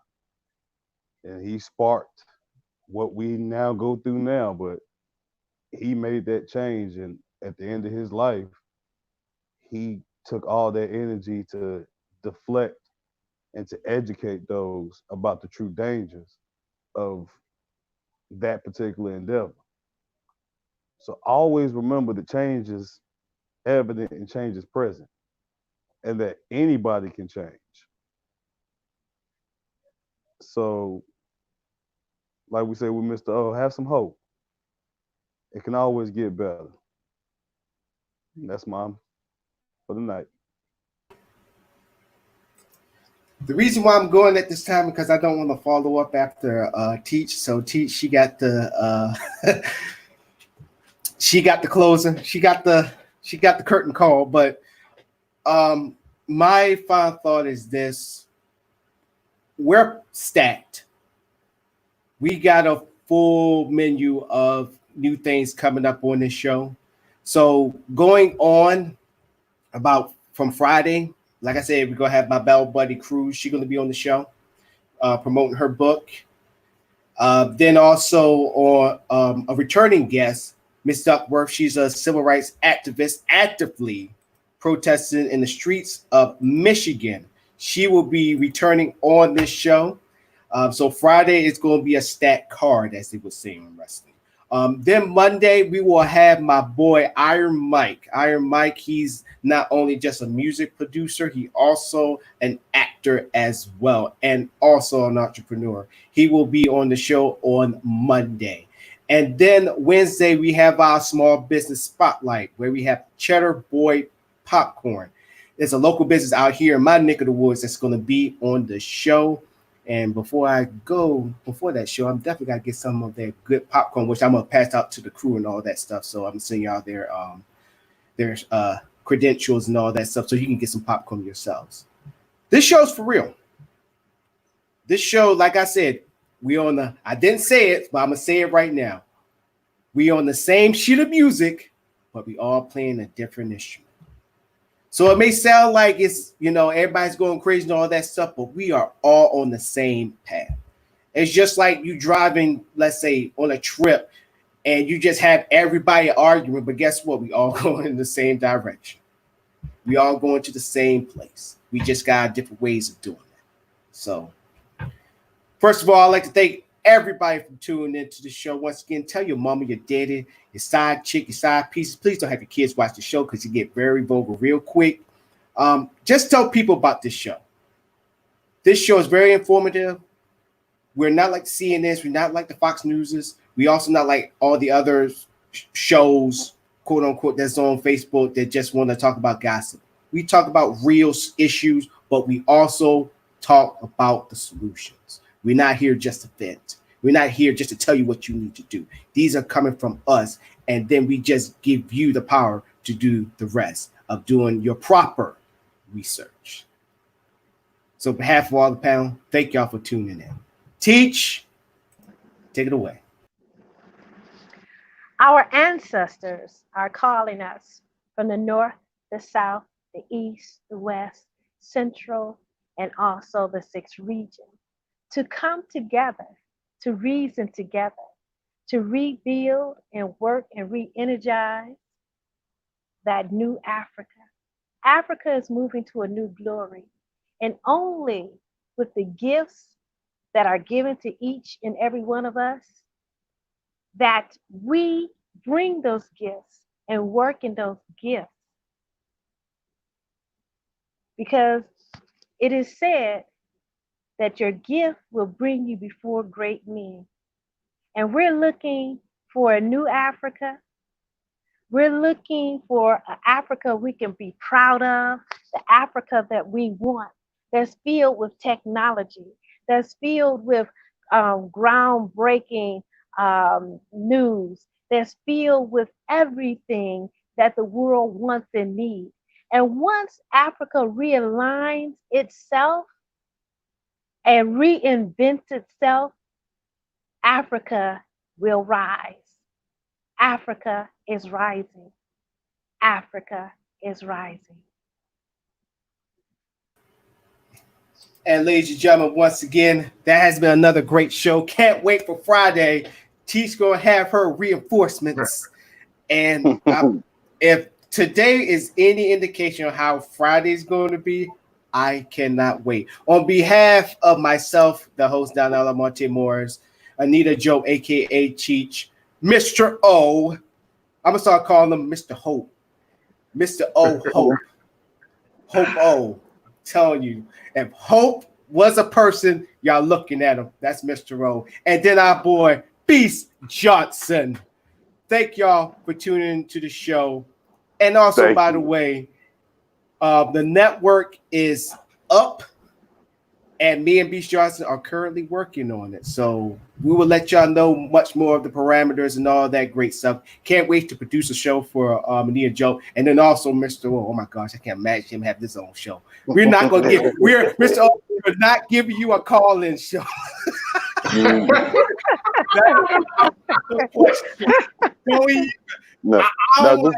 That's just one episode a week. One episode a week is a call in. That's a special episode. Not even a Skype call. Nah. We gonna keep you at. We gonna keep Mr. O at the chat. Just the chat. Just put the comments up there, and he just can go off. Cause I know he gonna be like, yo, get on my phone. But other than that, no. I tell you right now. No. Oh my goodness! I cannot wait to produce. Mr. O, make sure you bring your wine. Bring your wine. In case y'all missed Monday's show, he had wine and didn't offer us any. But hopefully he will have some wine for us come Friday. But other than that, I gotta let y'all go. We got pour libations. Yes. I'm definitely gonna get some of that whiskey that I was telling you about, Beast Johnson. So I'm definitely gonna bring it on the show, and I'm gonna push it out on there. I'm actually gonna reach out to him. But enough about me, y'all. Thank y'all for tuning in. We see you on Friday with a stat card. Y'all have a good one. Stay safe out there because it's still a disease out there. We outro. Catch y'all later. Okay. Bye.